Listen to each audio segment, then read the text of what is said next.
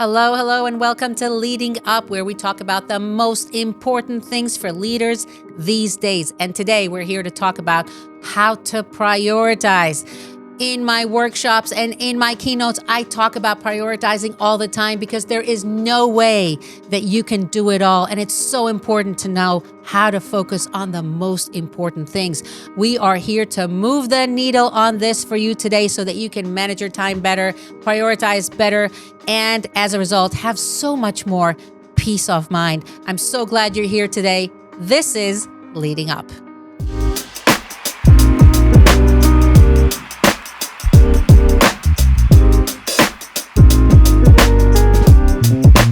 Let's talk about prioritizing. We live in a culture that glorifies being busy. And a lot of times I talk to leaders and they say, oh my gosh, I'm so busy.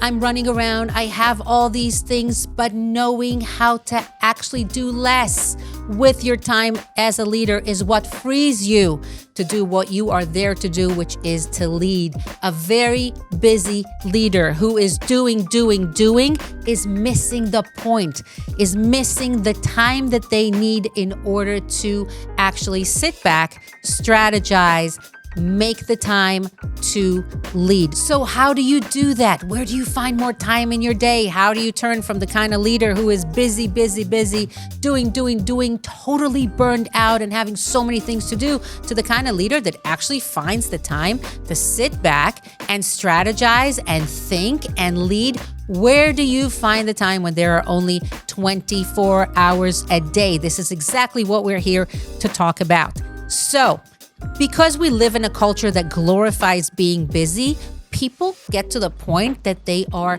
reactive rather than proactive. What does that mean?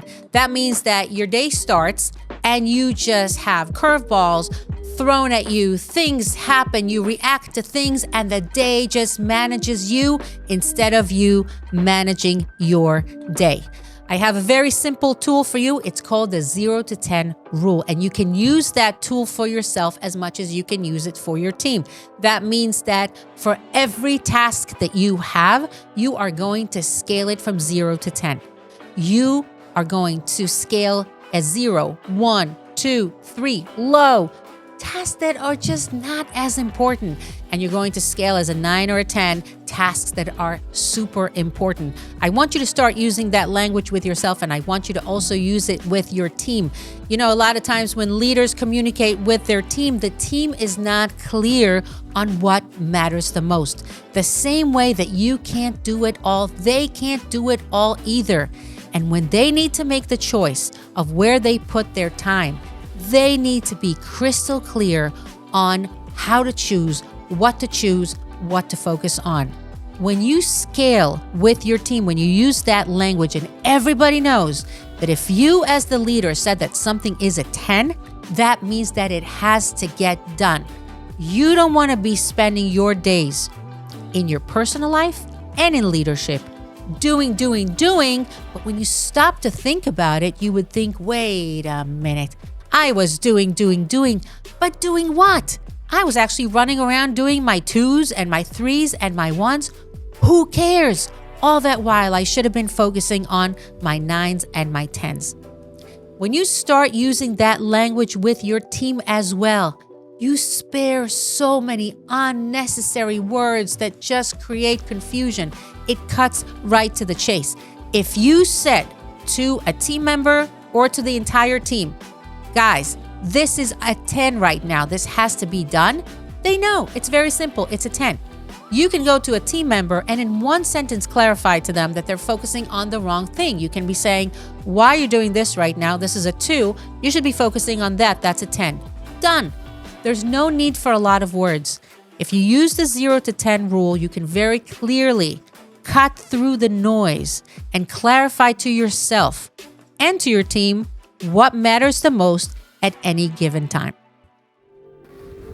I came upon this really interesting story that has to do with Warren Buffett's pilot. So apparently Warren Buffett had a pilot that was struggling financially. And the pilot comes to Warren Buffett and says, Warren, you know, I'm really hurting. I'm not doing very well financially. Do you have any advice for me? And Warren Buffett said, do you have any goals? And he said, oh, are you kidding me, Warren? I have so many goals. I have so many things I want to do. It just doesn't work out for me. And Warren Buffett said, well, that's great. Why don't you go home and make a list of all of your goals and bring it to work with you tomorrow? And the guy said, okay, I can do that. It's not really hard.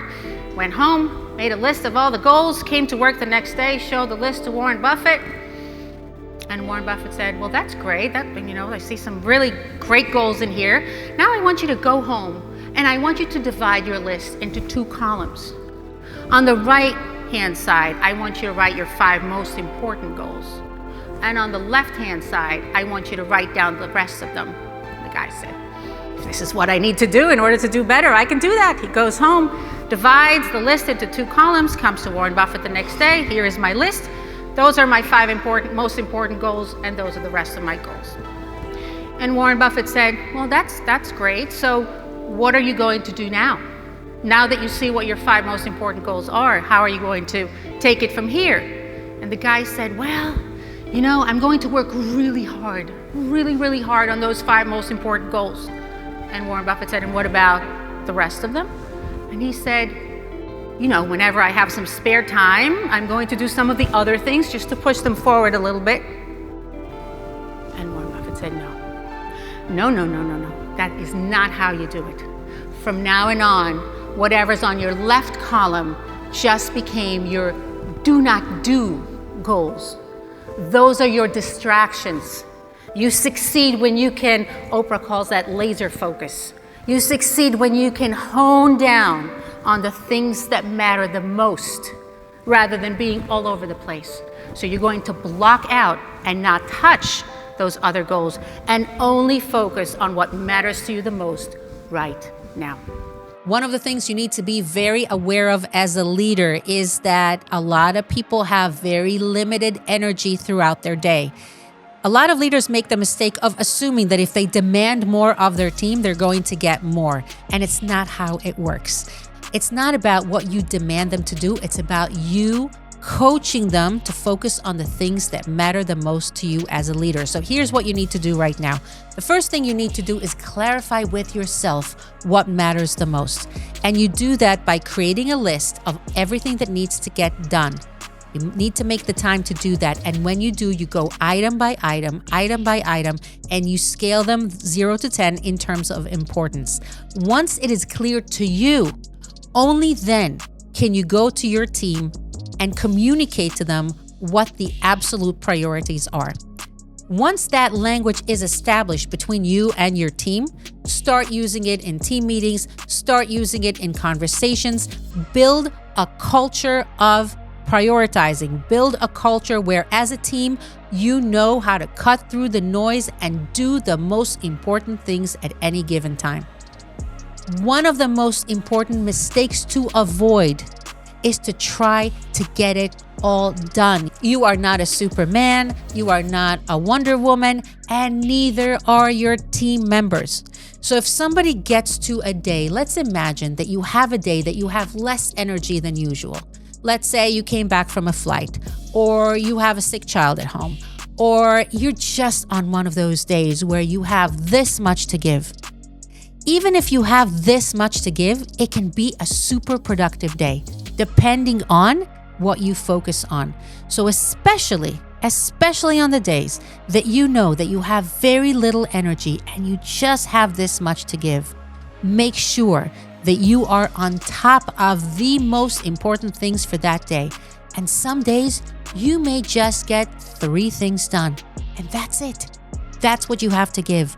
But a day like that can end up an incredibly valuable day if you make sure that those 3 things that you do are the most important things for you in your personal life, for you as a leader, or for your team on that day. We live in a culture that glorifies being busy. As a leader, being busy is out of the picture for you. You should actually be unbusy yourself so that you can free your time to have the time to lead. One of the questions that we asked ourselves is, where do you find the time to sit back, strategize, and lead in such a busy environment, in such a busy life? Yes, there are only 24 hours a day, but the only way that you can free your time to lead, and the only way that you can create real, sustainable work-life balance and peace of mind for yourself, is if you know how to cut through the noise, how to cut through the interruptions and the curveballs that are thrown at you and the different interruptions, and prioritize your tasks, prioritize your day so that you get the most important things done, and then leave enough time for your family, for your hobbies, for the things that make you happy, feed your souls, and are just as important.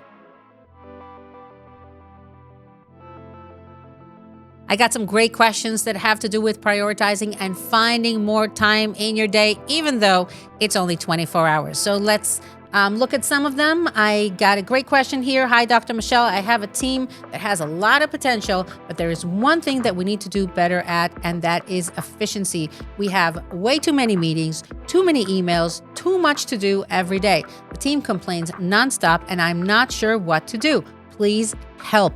So this is actually very common, and here is what you need to do. If your team is overloaded with things that they need to do, that means that it's your job as the leader to cut through the noise. Make a master list of everything that needs to be done and start prioritizing. You need to have them do less. If there are a lot of meetings, ask yourself, how many of these meetings are actually important? Eliminate some of them. If they have a lot of phone calls, how important are those phone calls? If they have a lot of emails, is there a better way to manage the communication so that people are not so bombarded with different things that they need to do throughout their day? Help them by eliminating the less important tasks, the less important meetings, so that they have enough time and mental budget to be the efficient team that they need to be. We have another question. Dear Dr. Michelle, this is more life than leadership, but it's kind of both. I'm a young mother to a toddler and a baby, and I work full-time in a top executive position. While I do have help in the house and my team at work is reasonably good, I feel so worn out and torn in different directions. How do I keep my sanity? How do I do it all? How do I have healthy and happy kids and keep my job that I love? Is there a way? I've been there. I've done that. I worked full-time, and I was a full-time student, and I had 3 very young kids. So I feel you. I've been in this position, and what I learned through my experience is to get really, really good at prioritizing. I actually came with a 0 to 10 rule as I was struggling to figure out how to do it all. And I borrowed it from the world of psychology. That tool originally was a tool for measuring depression, and I borrowed it and started using it for decision making. This is also what I wrote my book, 2-Second Decisions, on. It is extremely helpful when you need to cut through the noise and you have a lot on your plate to be very clear at any point on what matters the most. And in all situations, something's got to give. So you have to focus on what matters the most at you at any moment. And if you're debating, should I do this or should I do this? Give it a number. This is a 10, this is a 3. Drop the 3, do the 10. The better you get at it, the more sanity you're going to have. And yes, you can do it all. Here's another question here for today. Dear Dr. Michelle, what is your best tip for me on being more proactive than reactive? I feel that a lot of days I am just reacting to what is going on, and I am not prioritizing as well as I should. What can I do? Well, before you start your day, the most important thing for you to do is to plan for the day, because once the day starts, it's going. And you know how it is. Some days are crazier than others. Some days are busier than others. Some days just anything and everything happens. You need to spend at least 5 minutes, either at the beginning of the day or the night before, preparing for the day. And do not prepare long lists, long to-do lists. I don't believe in those. Something short, something simple. Get really clear on what matters the most for that day. Even if you take a piece of paper and you write down the 3 most important things for that day, the things that need to happen, at least you'll know that those things will get done. The better you are at preparing for the day, the better your day is going to be, and the more it's going to shift you from being reactive to being proactive.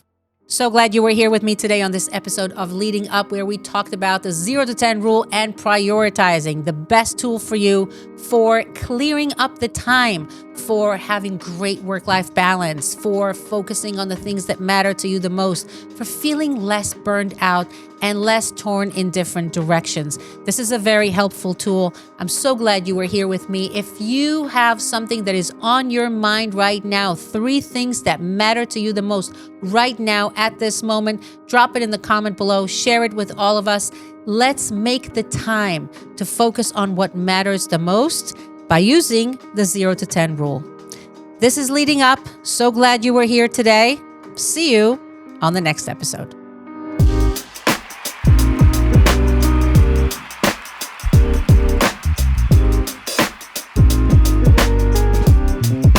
Don't forget to subscribe to my channel and click the notification bell to keep up with all the new videos.